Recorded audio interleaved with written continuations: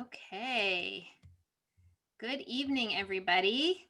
Welcome to the Quarantine-ish Book Talks. I am Judith Rosenbaum of the Jewish Women's Archive, and I am so excited to be back with you tonight. If you're new to JWA and to our Quarantine Book Talks, thank you for joining us. And if you've been with us for months or participated in our most recent online history course, welcome back. So glad to have you with us. I hope that you will introduce yourselves in the chat. Let us know who you are and where you're from. It's always exciting to see who's with us. I'm really excited for this next set of upcoming QBT sessions, with thanks to the National Endowment for the Humanities for supporting our online programming and to jewishLIVE for their partnership. For those of you who are new to JWA, we are a digital archive that helps expand the Jewish narrative by documenting and sharing Jewish women's stories. We use the past as a framework for understanding our lives and our world today. And our Quarantine Book Talks will give you one kind of glimpse into JWA, but I hope that you will also check out jwa.org to explore the many, many projects and resources that we offer. This is just one tiny piece of our work. One moment of logistics before I introduce our author for tonight. As I said, please introduce yourselves in the chat box. Make sure that you send your messages for chat to panelists and attendees so everybody can see. And also please put your questions in the chat box as we have our conversation, and I'll be sure to weave them into our conversation as much as I can.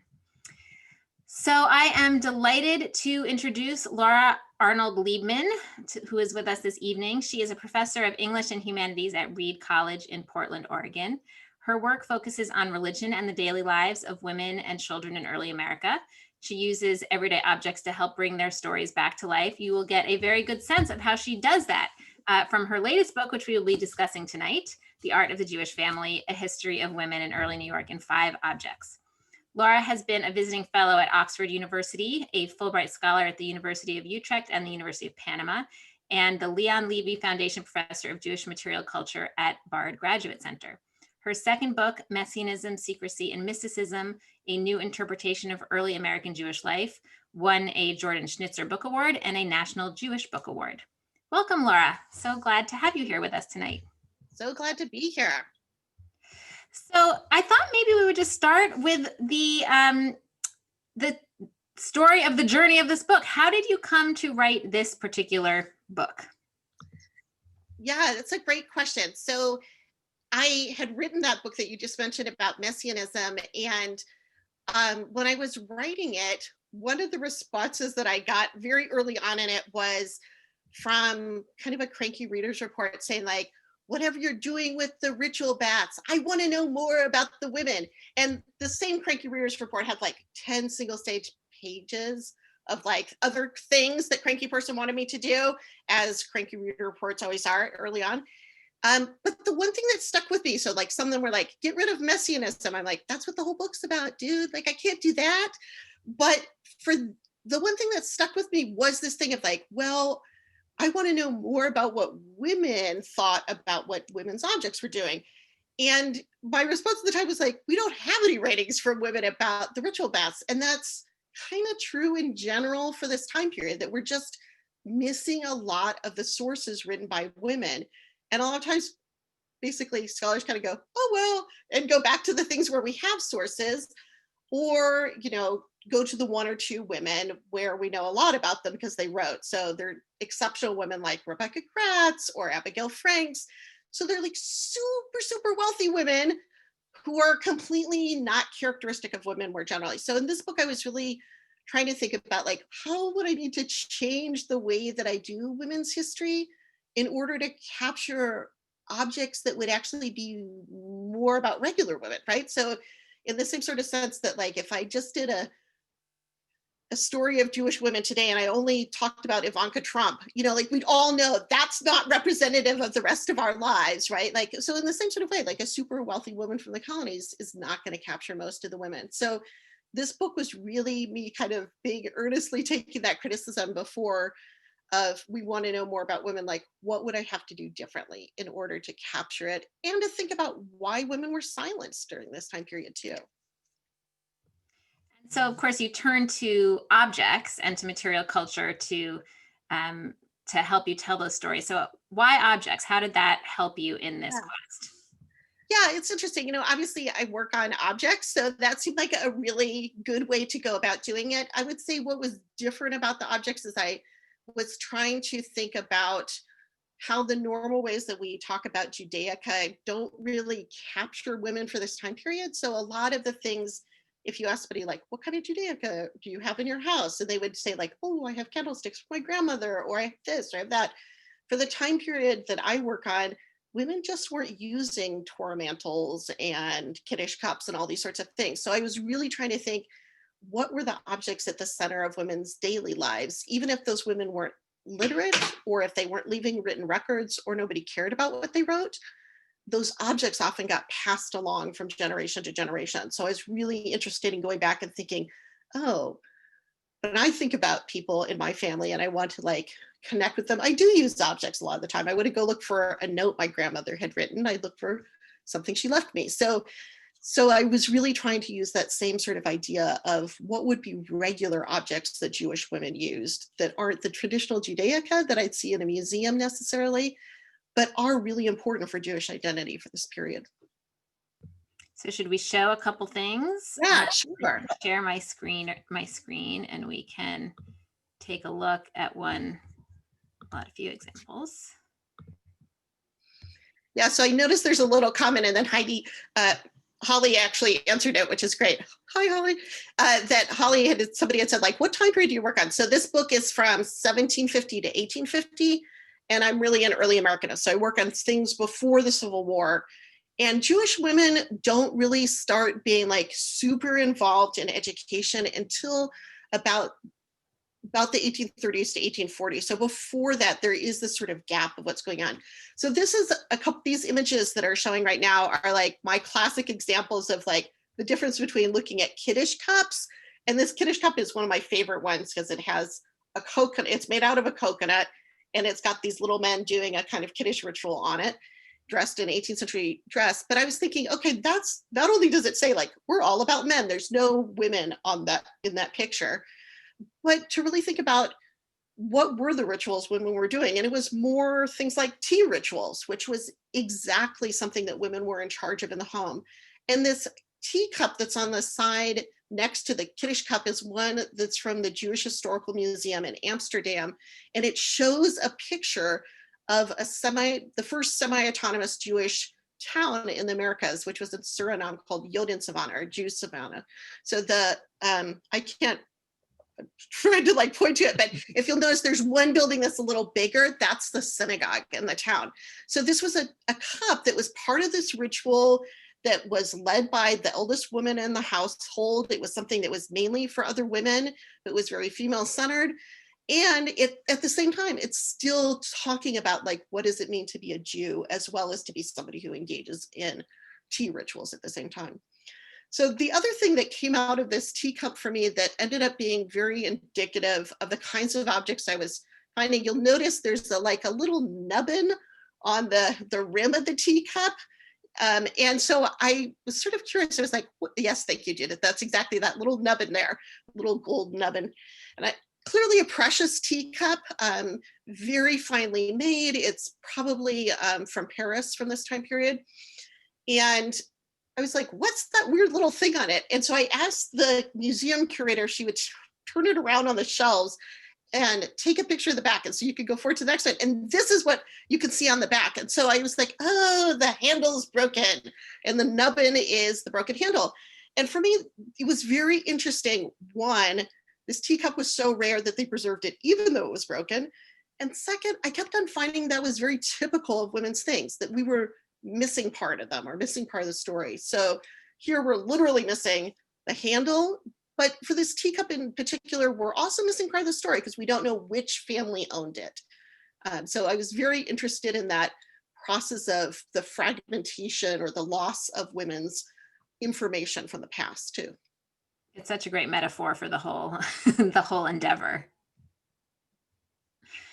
of just how hard it can be to find both the idea that things that are, we think about sort of sacred things as being protected and celebrated, and that the things that are broken, as you said, often get, discarded because they're seen as somehow less sacred. But if you think about something's use making it sacred, then actually the broken things in some ways are the most precious. Yeah, I think, yes. And I don't know at what point in its life this got broken. So, which I would, again, I would love to know that. This cup has a really interesting history that when the Nazis invaded Amsterdam, it was actually captured as part of the booty by the Nazis. And it was taken off by the Nazis as part of what they had stolen from the Jewish Museum. And it was returned after the war. So very like poignant that I don't know if it broke from the Nazis or was already broken and came into the collection as just something rare. But that town that's on the back, interestingly, or on the front, back of what we're seeing right now, was actually the location during World War II of a concentration camp for Nazi sympathizers in Suriname. So there's this sort of weird irony of the cup being stolen by the Nazis and becoming broken and coming back. But again, this sort of speaks to one of the other things that I tend to do in this book, which is both to give the biographies of the women, but also to think about the afterlives of objects. So this object was interesting to me, both for its original context of how was it used in tea rituals and what was it saying about being a woman with a Jewish identity, but also what was the afterlife of it? How did it transform as it went into being a museum object, which is very different from something that you would use in everyday life. Right. So we have a question about literacy. I mean, you talked about how objects are often an easier way to dig into women's history because we don't have a lot of documents left. And how much of that has to do with just the, kind of politics of what people valued and preserved, and how much has to do with questions of literacy and documents related to women in that way? Yeah, so I talk a lot about this in the first chapter, where I look at a begging letter that was left from a woman who had become very impoverished, and about 50% of women in the colonies were quite poor and often on poor relief. So about a third of the early budget in New York from the synagogue went to supporting people on poor relief, mainly widows and other women who were unable to support themselves. So the literacy thing plays into why women were impoverished. So there wasn't the same access to education. It's very much you have to be able to afford to pay, and women often couldn't. And women's education was considered less important than men's. So if you could only afford to pay for one child's education, it often wouldn't be for women. The woman that I was looking at, she's somebody who people had sort of disparaged that her English was wonky. And one of the things that I noticed is her handwriting is actually quite lovely for somebody who's on poor relief.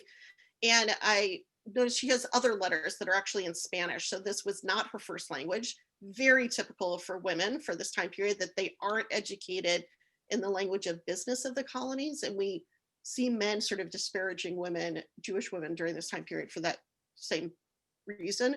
And she actually could write in Hebrew as well. So there's another early example for signing her name in Hebrew. So she's educated, she's just not educated to be able to succeed in mercantile life. And so when her husband dies and she doesn't inherit anything because of the legal system and the laws at the time, she's not capable of supporting herself, and her business fails, not surprisingly. So as you've already alluded to, class plays a really important role in a lot of these women's lives, and some of them have quite, big shifts in class status over the course of their lives. But there are also other kinds of identity changes that we see through these objects. And one of your chapters is about a woman named Sarah Brandon Moses, and the object that you examine, which is a miniature ivory portrait, is actually the earliest known portrait of a multiracial Jewish woman. I got that right. Yeah. So I'm going to show you, I'll share my screen again and show that, but tell us a little bit about her story and the role that the miniature played actually in her racial identity. Yeah, sure. Before I do that, and maybe while you're loading it up, I want to highlight something you said, which is that a number of the women I talk about, their status changes over the course of their life. And that's really their class status and their socioeconomic status. She's an extreme example of that because she was born enslaved and ended up very wealthy by the time of her death at the age of 30. But almost all the women that I look at have that kind of weird inversion going on in their lives. Either they go from very poor to very wealthy, or they go from moderately well off to very poor. And so again, it's this, even the ones that are more independent, their husband will lose the job and they end up having to support the family. So I do think that aspect of women's life has been downplayed a little bit in the past, and maybe as part of this problem of only focusing on women who were better off. But women's lives were very volatile in terms of moving around, and also in terms of just going from one extreme to another as part of colonial life. So Sarah Brandon Moses is a great example of this. As I said, she began her life enslaved in Barbados. She's born to somebody who ends up being one of the wealthier Jewish men on the island, though he's not quite as wealthy when she's born. She's not born enslaved to him, but born enslaved to a family that he's friends with at the synagogue, the Lopez family. And she has an older brother who's born enslaved to that family. And she's the fourth generation of women that I know of. So I don't know what happened before that. So only able to trace her enslaved ancestry back 4 generations. Born enslaved to that same family. And miraculously, her father decides to petition to get her freed, and pays for her, both for her manumission and for her owners to free her. And then helps her in terms of her converting to Judaism, and for paying for her education in England. So she ends up going off to England, having this very elite Jewish education at a Sephardic boarding school. And that's around the time that this portrait is made. And then he gives a 10,000 pound dowry, which is a huge amount of money. So that's about $30 million worth of economic money today, you know, like in terms of what it would buy, huge amount of money. And she has a lot of social cachet at that point, that she's the recognized daughter of an incredibly important merchant.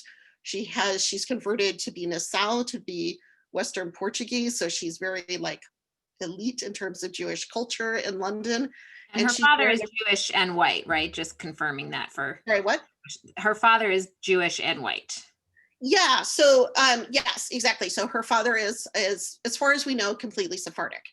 And her mother is multiracial. So her mother's father is an Anglican man who works at the school, and her mother's mother is an enslaved multiracial woman in the Lopez household. So yeah, so she ends up marrying a youngish gentleman from New York who she follows back to New York. And so that's how she ends up in New York. That about a year after she gets married, she's back in New York, and she, in pretty rapid succession, has 10 children, 2 sets of twins, before she dies at the age of 30. So this miniature is really precious to me in a lot of ways, that it's this rare instance where we could see like how she might have wanted herself to be presented. And I was really interested in how this genre of portraiture for Jews is different from other Jewish portraits. So typically people who had looked at Jewish portraits before had been like, this doesn't seem very Jewish to me, because she looks like everybody else I might see it during this time period. And I was really trying to think about how we might be interested in Jewish difference. Jews during this time period are really interested in looking like white elites. It's a time period when they're trying to get civil rights throughout the Americas, and where she's really negotiating her identity as part of this elite. So she goes from early on in her life as being designated racially as being multiracial, to when she gets to the US as being white. So this portrait, these miniatures, which are very popular amongst elite Jews, are using this ivory. I don't know if we can zoom in a little bit on this. If not, I'll go get I have the portrait on my wall too, or a little close up of it. But or if I can zoom in. Okay, we'll see. But one of the things that happens with this genre is really trying to take advantage of the ivory, that they're really trying to get this sort of glowing whiteness of the skin. And the techniques used, actually, if you go back one, thank you. So you can kind of see this in her portrait, or if you go back one to her brother. So one more. So this is her brother, and this is a really good example of this technique, that they've used almost no paint at all on his forehead or under his eyes in order to get this sort of like, whoa, glowing whiteness. So very much an era when racialized, scientific racism is coming into being. And we see the Jews sort of strategically using these like super white miniatures in order to like style themselves along with their clothing. So like the way he's dressed is also very important too. So for her, I was really interested, if you go forward one more, I was interested in comparing the paint technique that was being used in the miniatures on Sarah's miniature to miniatures such as this one of another young multiracial woman from Suriname, where you can see that her skin tone is actually pretty similar to Sarah's, but the portrait maker has used what's called hatching, which are these little weird scratchy marks that appear on the skin, which is what the portrait miniature manuals tell you, do not do this because it will make your person look bad.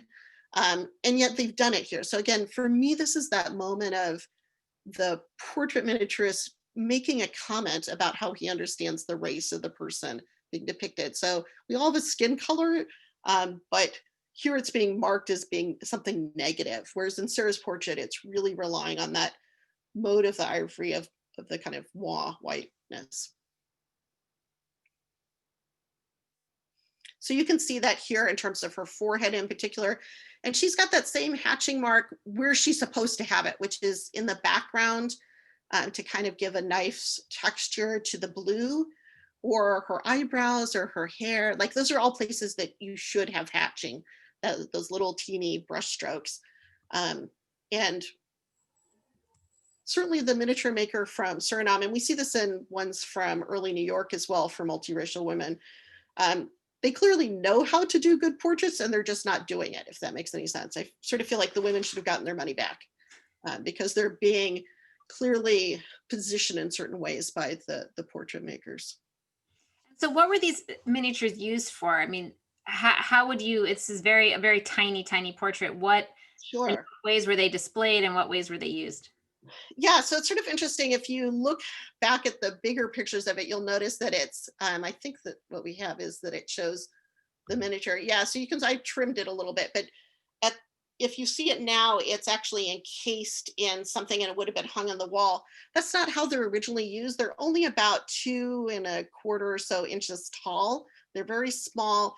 And people often would use them as jewelry. So there's some other super charming Jewish miniatures of women from this time period where there'll be a miniature of a woman and a miniature of her son. And the woman's miniature, it has a little teeny miniature of the picture of the sun that she's wearing on a chain. Does that make sense? So it's like very meta.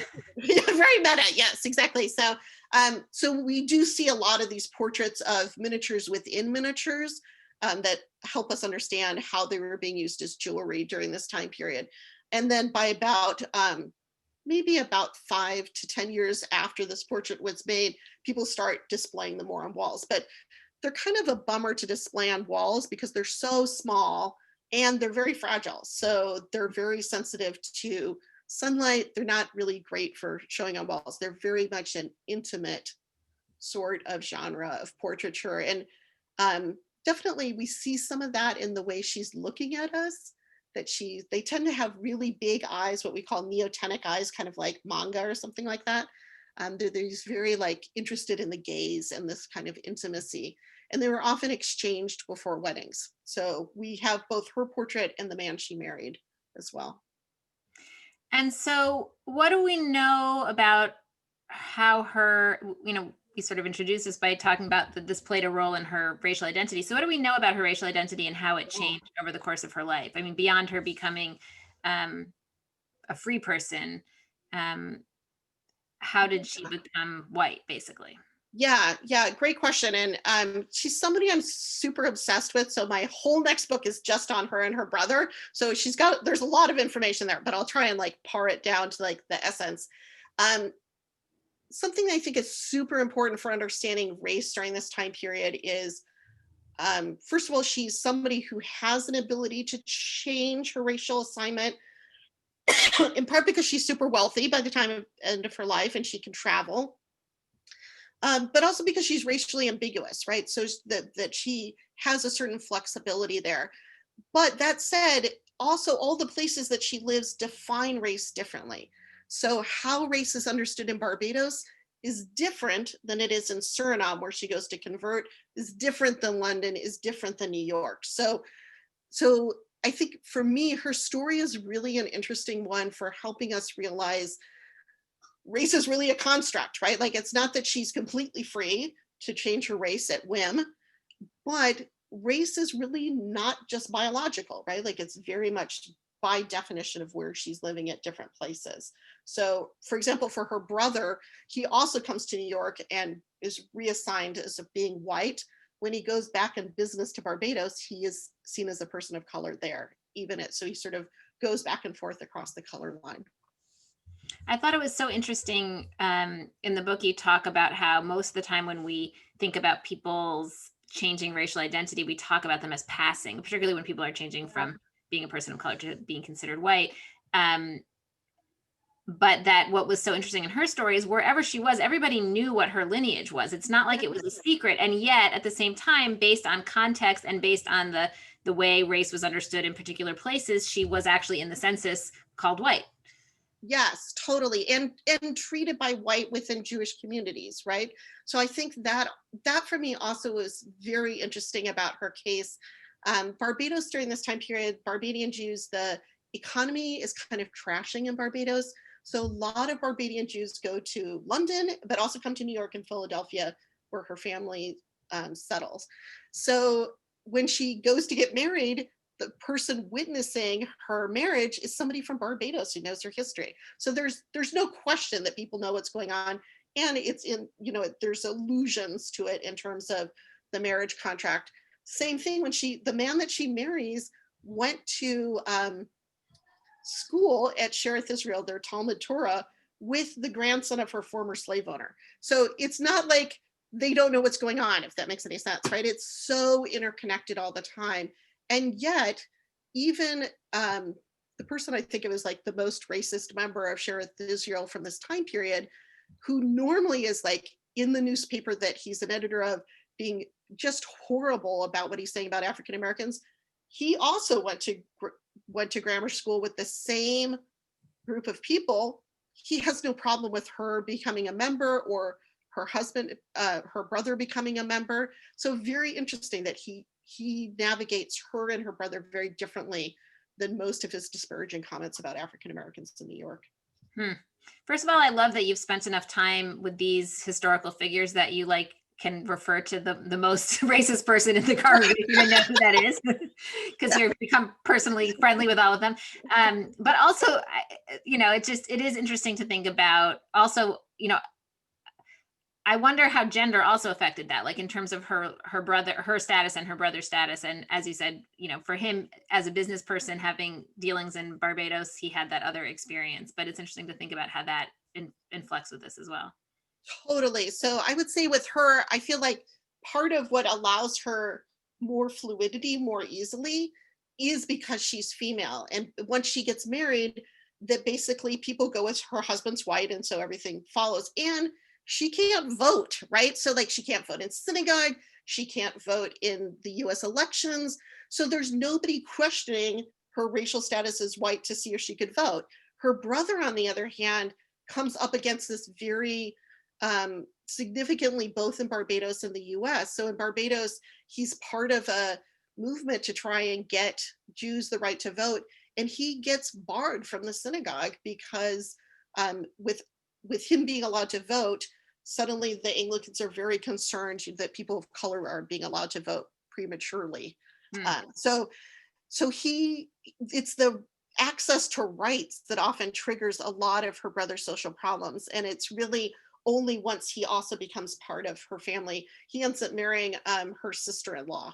And so they're kind of like interconnected, interwoven in the family. And their in-laws really help him not only become a full member of Sherith Israel, who can have voting rights in the synagogue, but they also help him become a naturalized US citizen at a time when he theoretically shouldn't be able to, as a person who has African ancestry. So really interesting how that family network can help him sort of get past some of the things that as a man are harder because he's trying to get access to rights. And we have a question from Marjorie about how her 10 children fared. Presumably they were considered white as well because her husband was white. Yeah, totally. So yes, so her children end up being very successful, that some of them end up being the Parnas, the president of Sherith Israel. One of them marries the granddaughter of Gershom Mendes Satius, who's like, whoa, the big rabbi, the revered rabbi of the congregation. Some of her other sons are both Civil War heroes and heroes of the Mexican-American War. One of her sons is the first Jewish surgeon for the Jews Hospital in New York. And he actually graduates from Columbia Medical School at a time when, in theory, people with African ancestry aren't supposed to. So definitely he's sort of being considered white at that moment. And about 5 years later, there ends up being this big case that breaks out because somebody who's in the school is not even known to have African ancestry, but people are afraid he might. He gets kicked out of Columbia Medical School, but they've already had a graduate at this point. They just don't know that they've had somebody graduate whose mother had been enslaved. So, wow. So interesting. and so interesting, you know, we think about racial identity now as being more kind of strict in America. And I guess in some states also there, you know, it operates differently in different regions as well. But to think that there was that kind of fluidity, I think is not how we often think about racial identity in modern America. Yeah, totally. So, you know, again, I think really important to recognize that so many things go into allowing her to have fluidity that are not the norm for most enslaved people in Barbados, or even who had been enslaved in New York at the time, that there's so many factors that allow her that flexibility that many people wouldn't have had. But that said, yes, I think just even that difference of like, even within the US in 1817, 1820, by state, how people would define race was different. Right. So that I think is important to realize too. It's not until much later that things become more codified. Yafa asks if we know whether there are descendants today from her Yes. family. So I've tracked down some of the descendants, and I'm hoping there'll be pictures of them some of them in the book. Some of them have agreed to have their pictures in the book. So so that was one of the really exciting things. I actually found descendants of her brother first, and have more recently found some of her descendants. So it's been very exciting. And I found some people who were hoping maybe through DNA, one of her tests might be some of her descendants, that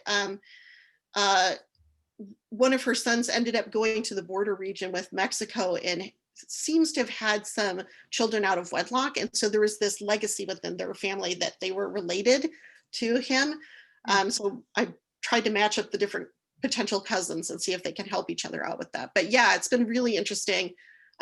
Both by the time, obviously, they hadn't heard about her story, in part because by the time she died so early, by the time her grandchildren were looking into genealogy, they didn't know that she had been born enslaved. So it was really something that had kind of fallen out of the family discourse. Well, so when that book comes out, we'll have to have you back to hear more about that. But Okay. So another chapter explores a different form of portraiture, which is silhouettes. And particularly the life of Jane Isaacs, who's captured in this family silhouette that I'm about to pull up any second now. There we go. Yeah. So tell us about the cultural role of silhouettes in the mid-19th century, and again, sort of what this one says about Jewish identity. And yeah. So I have to say, I don't know about other people, but I totally remember making silhouettes as a kid. It's like a craft art form. And the maker of the silhouette, Edouard, is like the big silhouette maker. So he's far cry away from my little crafts as a child. That said, this is very different kind of portraiture from those miniatures, which are so hard to make, such expensive materials. They cost just as much to make one of those miniatures as a full-size oil painted portrait that we would have had at the time. In contrast, this is really in reach of average Jews in New York and other places at the time. And Edouard kind of travels around. He cuts freehand. So you would go in and he would like position you, and he would catch you in what he thought was your characteristic pose and cut out the picture, and like, boop, he was done. So he travels around to a lot of places that he thinks people will be hanging out and be interested in having their portraits made cheaply. So he's really kind of coming in right before daguerreotypes take off. So once that kind of cuts down on his trade, but so he's at Saratoga Springs for a while, you know, and there's a lot of Jews vacationing there. And so a lot of early portraits are like Jews on vacation, getting their portraits made. Or this happens to be one that was made in his studio that he had in New York. So he came from England and he has this whole collection of portraits he's made of famous people in Europe and in America. So you would go in to get your portrait made and you typically, part of it is like getting to see like, ooh, I'm getting my portrait made by, you know, cheaply, but by somebody who's made the portrait of, you know, somebody in the royal family or this important statesman, right? So you see yourself, he always makes a copy. So your portrait goes in his book and gets to be alongside those other famous people. And then you get a copy to take home and put on your wall. So very sort of different kind of, much more public, right? Than those little intimate miniatures that we were seeing before. And we really do see much more kind of average Jews coming in and getting their portraits taken. So at this time, this family is nowhere near as wealthy as Sarah's family would have been at the time. And this is a woman, her husband is the first big Ashkenazi rabbi in the city. And she was actually in an orphanage before he married her. He kind of, he gets the job in New York and he can only take it if he's married. He looks around, he's teaching at the orphanage, and within a week he's married her and they've left London for New York. So I definitely feel for her in terms of, I don't know, you can imagine being a young teenager, instantly getting married and suddenly whoop, off to another country. So she's actually quite young in this picture. She looks like she's my age, but she's actually only about 21 and she's pregnant at the time. And she's got her 3 younger children there. So I was really interested in comparing it to the other portraits of Jews from this time period. We fortunately have the same artist made lots of portraits. And so I was really interested in how this particular family is representing themselves differently from the average Jewish family in New York at the time, and how that was related to what she and her husband were trying to do as clergymen and rebbitzin for this time period. And was it common for people to have these portraits made of the whole family? I mean, I've seen lots of portraits of individuals before, but I haven't seen so many group shots like this. So obviously it's a lot more expensive to get a group shot. And so when they first come, he just gets his own portrait taken and not the other ones. It's pretty unusual. So we don't have that many ones that are the whole family. And even when we have like family groups, they're not nuclear family groups. So it would be like a grandparent and a grandchild, or do you know what I'm saying? So they're not the way we would have a family portrait up on, I don't know about other people, but like in my family, there was always a staircase and there were like family portraits that went up and down. Do you know what I mean? Like in my grandparents' house, you'd see like everybody. This isn't that kind of family portrait most of the time. It's usually, as you said, Judith, individuals or like a couple people in a family together. So it's very unusual to have the whole family. And it's very unusual that she's standing next to him. So in most of the ones with a husband and wife, the wife is sitting and she's facing her husband. And here she's really being positioned as sort of second in command in a way that is very different and is very reflective of what his new family values are. He ends up opening up not just an important school, but also is the first Jewish newspaper in New York. So we have a lot of writings from him. So tell us what about the way that they're depicted reflects their, you know, as you said, you describe this as sort of depicting what they're trying to do Jewishly or the role that they're playing in the Jewish community. Tell us a little bit about where you see that. Yeah, sure. So again, a lot of, so I was really interested in that she's got such a prominent place, and he does write a lot about that in his work, that he is very interested in elevating women as being important members of holding up the Jewish family and perpetuating it. A lot of Jews are coming in during this time period at the same time that she comes as a teenager from London. A lot of Jews are coming from Germany, and they're often like a brother-sister pair. So you have these kind of fractured families, and they're part of this like ethos of like family values or whatever, but in a slightly more positive way than we usually mean that today. So she ends up being very important in terms of charity, in terms of the time period. It's really a shift towards women getting more involved in charity as opposed to it being in men's control, and involved in education as well. The other thing I think is super important here is it's really unusual to have a portrait where not one person, but everybody's heads are covered. And it's really, particularly for the men and boys, is not, it's in contrast to what the rules are for wearing hats during this time period. So it is right at this moment where suddenly head coverings for Ashkenazi Jews become a way of like, a kind of focal point for what it means to be visibly Jewish at the time. Not important for Shereth Israel during this time period. And honestly, wasn't that important even a generation earlier in terms of being out in public, is really how orthodoxy has changed during this time period in New York. And you see something similar going on in London. So really important that the kids have these weird little caps on that they're wearing too. And Carolyn's asking about what they're holding in their hands. And this was one of Edward's things, right? That he would take, he would do the silhouettes with people holding some object that was supposed to be symbolically. Yeah, totally. So this was one of the other things that I was super fascinated by, because Edward has some really gendered ideas of what kinds of objects people should have. So normally women have handkerchiefs. So you can see the daughter, who's the middle of the children. She's got a little handkerchief, and as we like to say, those are for show, not blow during this time period. It's a way of like showing, you know, like I'm a dainty person.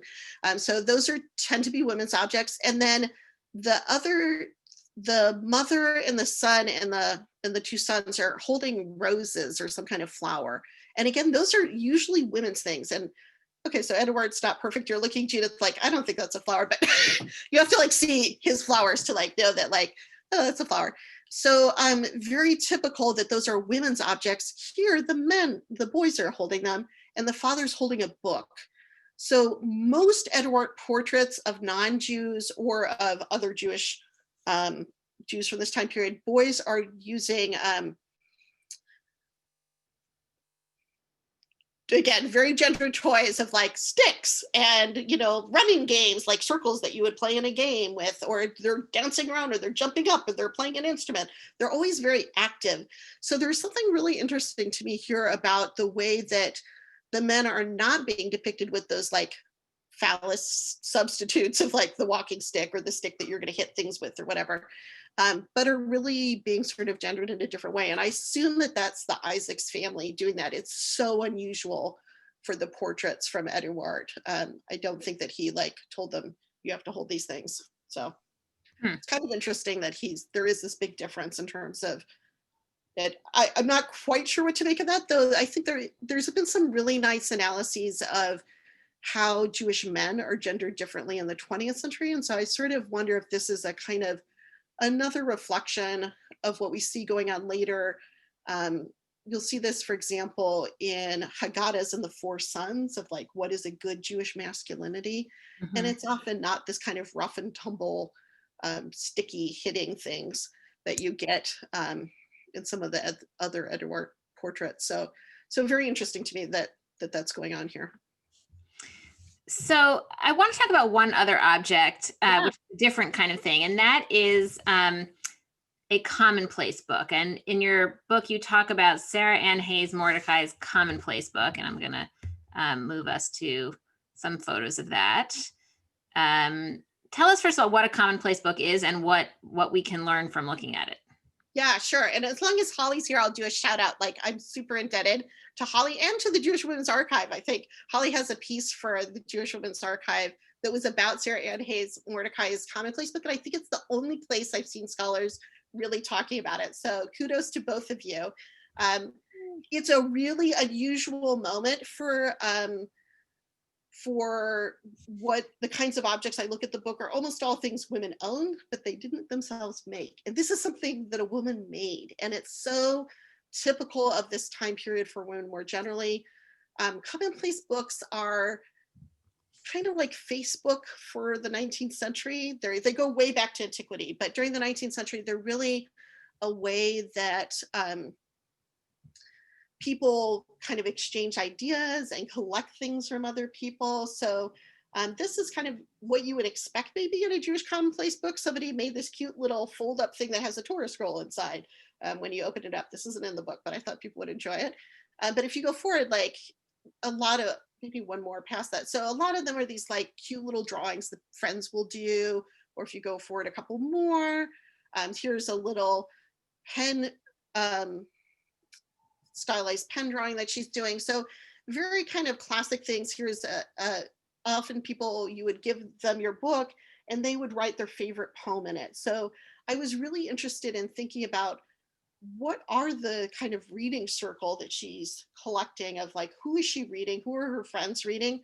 And fortunately, she'd gone through and annotated most of her entries and put the name of the person. So I was able to see who was putting comments in her book and what they were adding. So I was really interested in the kinds of things different people would add to her book. And so you can see this slide is hard to visualize, but the pink there, these are all the different items that were in her book.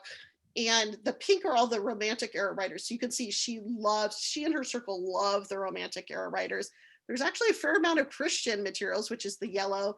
And then her friends, that orange part, her friends would often write things or draw things on their own.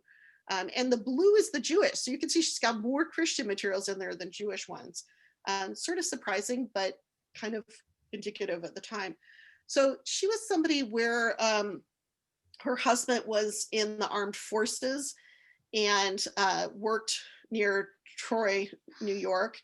And he, during the Civil War, had to make a choice about whether he was going to fight it. He was from the South originally, whether he was going to fight against his brothers, and he got a lot of pressure to go fight for the South. He asked to be transferred to California. They tell him, no, that's not going to work.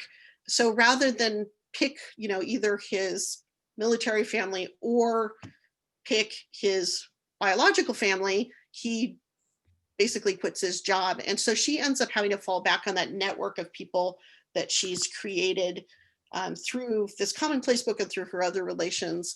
And she starts a school and with her daughters. So her daughters and she end up having to support the family until he gets back on his feet. So really a moment where very different from that first woman I'd looked at, where she doesn't have the kind of education that will allow her to succeed. By this point, women are not only being educated in the languages, but actually can support themselves through educating other people. So very different. And she also marries for love. She doesn't ask her parents' permission. She doesn't have a dowry. So a really big change from what we'd seen at the beginning of the time period, where women are really sort of being forced into relationships based on economics. I thought it was so interesting when in the book, you talk about commonplace books as being sort of a cross between scrapbooks. It's sort of a scrapbooking process, but also kind of like yearbooks when we all used to sign yearbooks, and totally. People leave these quotes and messages and sort of reflections. But also one of the things that you said that I thought was so interesting was that this was a place where it was where people also would write their own things, and it was a place where it was sort of like socially appropriate to do something like beautiful, like. I think this flower was drawn by a friend of hers who had some artistic talent. And so you might not in another context be like, I'm a really great artist, look at my work. But you could put this in your friend's book, and it was a way where it was okay to be like, I have this talent and here I'm going to showcase it. And that's okay. In a time when that wasn't necessarily acceptable socially for women of a particular set. Totally. And I would say, like, it's a very giving way of showing off your artistic skills. So yeah, and sometimes you'll see somebody's cut it out and pasted it in. So they've spent the time outside of her book drawing something as well. And I would imagine for each person that's in her book, almost all of those people would have had commonplace books themselves, right? And they would have each exchanged at the time. We just are left with hers. So she's like one part of this larger network that builds out and out. But yeah, definitely. I think what's so interesting about it is most of the items that are created for her that aren't just recycled from newspapers, it's mainly women. So it's mainly her female friends that are like really using this as a way to showcase what they do and to build that relationship with her through that kind of exchange. I think in that sense, maybe I don't know. I mean, I felt like when I used to do yearbooks, like you always hope there'd be something dreamy in one of them, but a lot of it was like garbage, right? And then there'd be the really sincere thing that was in there that is what you would go back and look at. So Right. Or you'd yeah, find out that someone who you didn't even know, cared about your relationship writes something really meaningful. right. You're like, oh, actually, that person is, Yeah, like. totally. But I think it's also, these are, as you talk about how these books were sort of ignored by historians and seen as sort of frivolous and not sort of weighty historical objects. But then you also talk about the way that the messages that people wrote and the relationships that they reinforced through these books in Sarah's life were hugely important in providing this network when she went through hard times. And so, that really struck me as just one of the ways in which something that historians may have devalued because they were associated with women, they were part of just kind of the daily social life, actually proved to be really important parts of the social fabric. Yeah, totally. And I would say, part of the devaluation, I think this kind of gets back to scrapbooking today. It's certainly men did commonplace books during this time period. They didn't always do the same kinds of things in commonplace books. But the fact that they're not it's not the sole genius sitting in their room creating the cohesive piece that the book that I'm going to go out and publish and read, like that's just not accessible to the average woman, Jewish woman in New York or pretty much any place else during this time period. These are things that you could do in the small moments, right? It makes me think of, somebody like Tilly Olson later or Audre Lorde who talk about like, what does it mean for Jewish women and for other women to be doing small things like poems where you could do it in a small sitting, that I don't need tons of hours to be able to do it, right? That these are sort of those intimate moments that you share with somebody and that they're collaborative, right? That it speaks to how women understood their identities as not being, I need to be off and be, the romantic genius by myself, but I'm part of a community. So one of the things that I really loved about your book is that in some ways it's almost like showing the hand of the historian, showing the ways in which so much of scholarship is actually really this detective work. And particularly, I think when we're talking about women's history, where there is not an ample resources, often you have to be really creative to think about how you can find the materials that are going to tell us about women's lives. And there's so much that's been lost. So there's so much piecing together that has to be done. And so, as a historian, I find that to be one of the things that's really exciting about history. I study modern history, so there's a little bit less of that than what you've had to do studying early America and, a different time period. But I think you really make that very accessible to people who may not realize kind of what that kind of archival work looks like. But of course, the other thing, you've done an amazing job of piecing these stories together, but we also know that often there are pieces missing and we don't solve all the mysteries and we don't know part of the story. So what happens for you as a historian when there are pieces that are missing, and how do you think about that? Yeah, so if you go forward a little bit more, I think we put in the silhouette there that's not in the book. Oh, One this, more. I forgot, we forgot this one. This one. So Sarah it's just herself. characteristic. Sarah Ann Hayes also had a silhouette made of her. But if you go one more, there is this silhouette that Edward made to the same person who did the one of Sarah Isaacs, Jane Isaacs, who was the woman who had come from London and married the rabbi as a teenager. And this is actually a portrait made of a woman named Rebecca Moses, and she's cutting a silhouette of the two children. So like her characteristic act is not holding a bird or holding a hat. Oh, so this is also what men always hold hats. So, but is cutting a silhouette, right? So it was such an interesting moment of like a woman crafting, and I was so desperate to write about her. But unfortunately, there's like 5 women that I know of named Rebecca Moses in New York during this time period that it could have been. So I was like, and these children also are almost impossible to track down. So the problem of some of these things is they don't pan out in terms of being like a whole big thing, right? So for me, it's more like, what does this allow us to say about in smaller pieces, like what does it mean for women's crafts? That Edward at least thinks of this woman's characteristic activity as also crafting or making art in the same way that he does.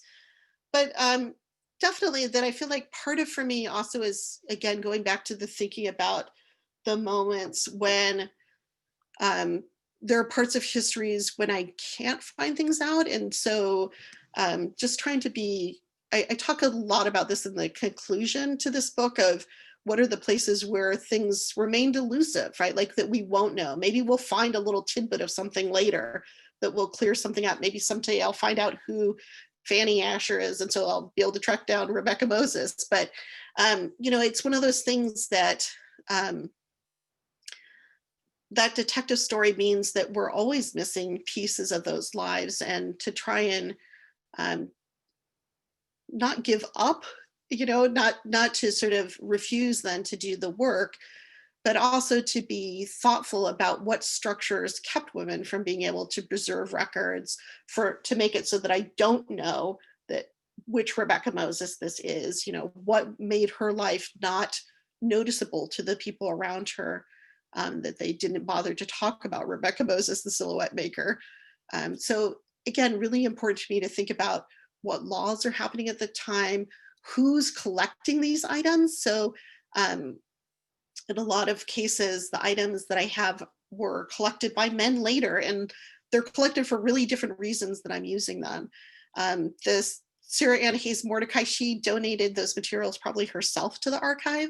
So she had a hard time getting things recognized. And so I think the very fact that she's cognizant, she wants stuff to go in to American Jewish Historical Society is really interesting. But for the earlier women who don't have that choice, just being really thoughtful about what were the values of people who were collecting and how does that shape sorry, what we think of Jewish history today. Like those gaps were not, it's not like they hated women, it just wasn't their value at that time. So how do I think through like why those gaps were created, if that makes any sense? Yeah, I mean, it makes a lot of sense. And I think it's also an important reminder, like anytime we see a hole, it just forces us to recognize and to acknowledge that there's a lot that's missing. And so it kind of, the absence calls in the presence of everything that isn't there in some ways. And I think when we see a complete story, it gives us this false sense that, oh, we know the whole thing, and then Yeah. we might forget about all the things that actually we don't know. In some ways, it reminds me of the cup that you showed at the beginning with the broken handle, right? It serves as a metaphor for how hard this work is and for how much actually is lost and that we don't know. Yeah, and I would say also like a reminder for myself and for whatever, like that humility of like, gosh, won't it be great if we find out some pieces, we find out I was wrong because we find more stuff, right? Like that would be my fantasy, is that like the next scholar coming along finds some more things and finds out some of my suppositions based on the small evidence I had was wrong. That would be great, right? I feel like this is a kind of scholarship that asks people to keep building and building and building, as opposed to like a competitive model of like, I'm right, you're wrong. Like it, again, it's this thing of every time we get another clue, we are closer to solving more of the past. Right. So in some ways you want to make apparent the holes because it's an invitation to other people to step in and try to solve what is still mysterious. Yeah, I would say, for example, somebody just sent me a little request about, do you know who this woman is in Barbados? And so I tried to look her up, and I was like, "Ooh, actually, your question may solve a question I had of why there was this horrible incident in the synagogue records about this woman. There was an unnamed crime, and now I think I know what that crime was, that she had children out of wedlock. I assumed she had like done something else. So it was one of the things where like again, each little piece adds something else in. If that descendant hadn't asked for information about somebody, who knows if I'd ever would have figured out what her crime was that she'd committed. So Right. Well, we haven't gotten even to all the questions in the chat, so those might be kind of spurs to someone else to pick up the thread and to continue to explore. But I hope that people will take a look at your book, which is really fabulous. This was just a little taste of some of the kinds of objects and stories that you're looking at, and it's really exciting to know that your next book will go deeper into some of these stories. We really look forward to that. So thank you so much, Laura, for being with us tonight. thank you. and for sharing these insights into Jewish women and Jewish community in early America and into material culture. Thanks to all of you for joining us and for your excellent questions. And I hope that you will be back with us next week for a conversation with Mimi LeMay about her memoir, What We Will Become. She is the mother of a trans child and has a very interesting story of her own, a story about her family building as well.